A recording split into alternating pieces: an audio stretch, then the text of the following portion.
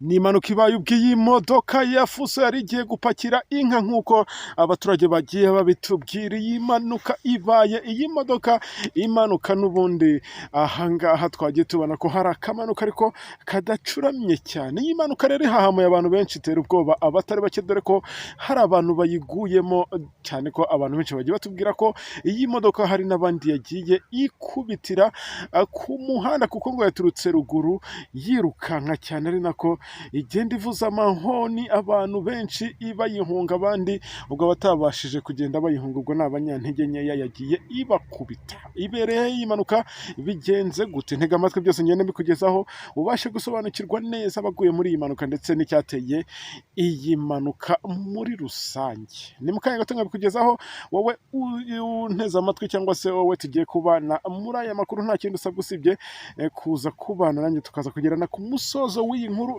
narangije kubikubwira 5 kwa 5. Reka nizere ko na wa wundi ukigera kuri uyu muyoboro wa YouTube channel rwa mbere ko turadusubscribinga cyangwa turakora ijambo ryanditseho subscribe, ni iryo ngiryo birashoboka ko waba uryita subscribe cyangwa se abone bitewe n'ururimi ubivugamo, ariko wowe ukoraho ufungure nako kantu ukinzogera, ubundi nawe ujye mu mubare w'abadukurikira cyangwa abadutega amatwi umunsi ku wundi. Ngiye tugiye kubana muri aya makuru, nitwa Charles OG umuhungu w'Imana. Iyi ni impanuka ibaye uyu munsi tariki 22 z'ukwezi kwa munani umwaka wa 2025. Iyi mpanuka ibaye ubwo iyi modoka yari ivuye mu muhanda wa kaburimbo yerekeje mu muhanda w'igitaka, aho abaturage bagiye batubwira ko yari igiye gupakira inka. Iyo ni imodoka ya fuso yaje gukubita iyo yindi, ni nayo yayibereye feri cyangwa se ni nayo yayifatiye feri, biza kurangira ari aho ngaho iparitse muri ubwo buryo, ariko igice cy'imbere cyose cyaje kwangirika cyane. Iyo ni imodoka yindi isanzwe ikora ibindi bikorwa ngiye kugenda nkubwira, yari iparitse aho ngaho, ari naho abaturage bajya tubwira ngo iyitahaba ngiyi modoka n'ubundi yari bumare abantu benshi. Murumva ko bya bintu biracyakomeje kugorana, ubwo ndi kuvuga ibikigendanye n'impanuka.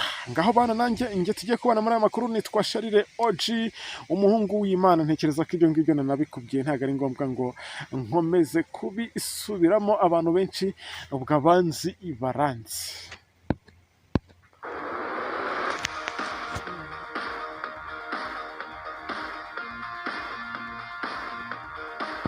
Iyi ni impanuka ibereye ahangaha mu ntara y'Iburasirazuba, ni mu karere ka Nyagatare. Ahangaha kandi ni mu murenge wa Karangazi. Ubwo abazi Karangazi ntekereza ko ahangaha ari hafi neza y'ahahana imbibi n'akarere ka Gatsibo. Ubwo reka nizere ko tugiye kubana muri aya makuru, kaza kugenda usobanukirwa neza ibi ngibi byose uko bimeze. Ubwo nshatse nakubwira ko iyi mpanuka ibereye Gatsibo, ariko ahanini twagiye tubona ko iyi modoka n'ubundi yavaga ahangaha muri Nyagatare neza neza. Niyo mpamvu natangiye nkubwira ngo iyi mpanuka aha hantu ibereye n'ubundi byose ni kimwe, ni mu ntara y'Iburasirazuba. Ugomba kumenya ko yabereye ahangaha mu murenge wa Karangazi. Ngakomeza bane nanjye ibi byose ngende mbikugezaho, ugenda usobanukirwa neza abaguye muri iyi mpanuka n'abakomerekeye ahangaha. Twagiye tubona ko hari abagiye bakurwa ahangaha, cyane ko abagiye bakubitwa n'iyo modoka ya fuso yari igiye gupakira inka muri uyu murenge, bagiye bakurwa ahangaha bajyanwa ku bitaro bigiye bitandukanye biri muri aka karere.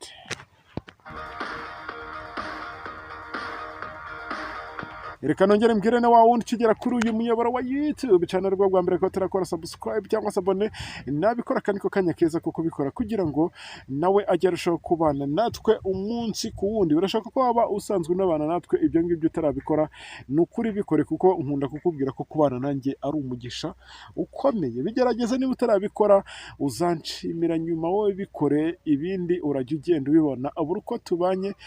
Kandi ibi ngibi ntekereza ko abantu benshi barangije gusobanukirwa ibyo ari byo. Bityo rero kugira ngo tudatinda, reka ntekereze ko mwebwe mwese mwahise mwiyumvamo ikaze. Ubwo reka nsuhuza abanteze amatwi bari mu ntara y'ahangaha y'Iburasirazuba, abanteze amatwi bari iburengera bwaryo, amajyepfo, amajyaruguru y'u Rwanda, ndetse n'abatuye mu mujyi wa Kigali. Mwese nkomeje kugenda mbasuhuza kandi nkomeza no kugenda mbifuriza uwa gatanu mwiza. Birashoboka ko waboneza amatwi utameze neza, wowe urwaye, wowe urwaje umuntu wawe, wowe wabuze umuntu wawe, pole sana wowe urwaye, reka nkubwire ngo urware ugukira.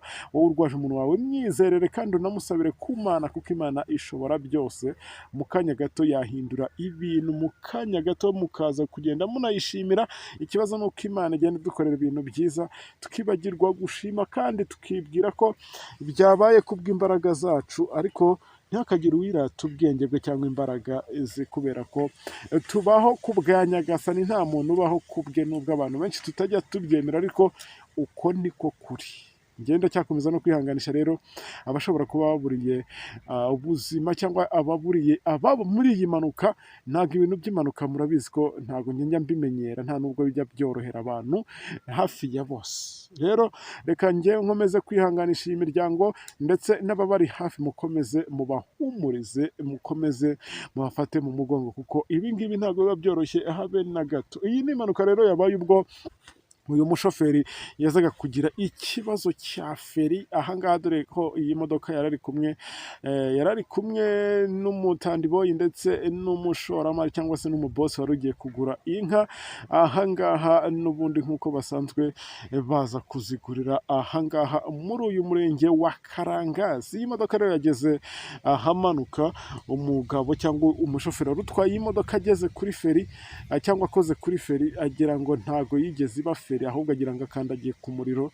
Nibwo imodoka yakonkobokaga, abonye ko nta yandi mahitamo, we nta kindi yakoze usibye gufata vora akayiboneza umuhanda wose, ari nakagenda avuza amahoni abwira, ubwo yamenyeshaga abantu ko kabaye, ari nako bamwe bagenda banyanyagira bava mu muhanda banyantege nkeya. Ubwo yagiye bakubita, twagiye tubona ko iyi modoka ije kugenda itwara ubuzima bw'abantu bagera kuri 2. Murumva ko ni ibintu bitoroshye. Reka dukomeze tugende duhumuriza imiryango yabo, ndetse tugende tunihanganisha abari ahangaha, kuko babonaga ko ibibereye ahangaha nabo ubwabo kubyakira byabayobeye. Iyi mpanuka rero ikaba ibaye ubwo uyu mushoferi n'ubundi yari agiye gupakira inka, nabikubwiye, ahubwo dore ko iyi modoka ije gufatwa n'iyi ngiyi yindi yari iparitse ahangaha, nibwo ije igahondaho, igice cy'imbere cyose kikaza no kugenda cyangirika. Abagera kuri 7 nibo bakuwe ahangaha bakomeretse, ndetse tugiye tubona ko tandibo yahatakarije ubuzima n'undi muntu umwe iyi modoka yakubitiye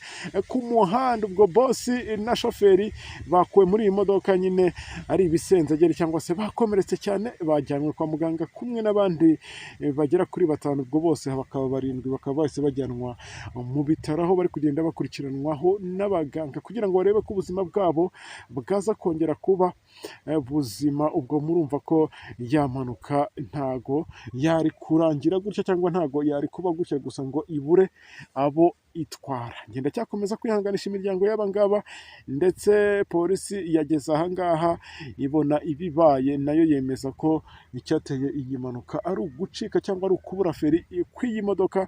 Yongera kugenda yibutsa abashoferi batwara izi modoka, cyane cyane izi ngizi nini, ari izitwara imizigo ndetse n'izipakira ibindi bintu bigiye bitandukanye, kujya bazisuzumisha mbere y'igihe, kuko ngo uba usanga ahanini ngo ahari uburangare bwa ba nyiri ibinyabiziga batita ku binyabiziga byabo. Ubwo njye reka nkushimire nkubwire ngo ahangaha nari ndi mu ntara y'Iburasirazuba mu karere ka Nyagatare, njye mvuga kuri mikoro nitwa Charles OG. Asante sana.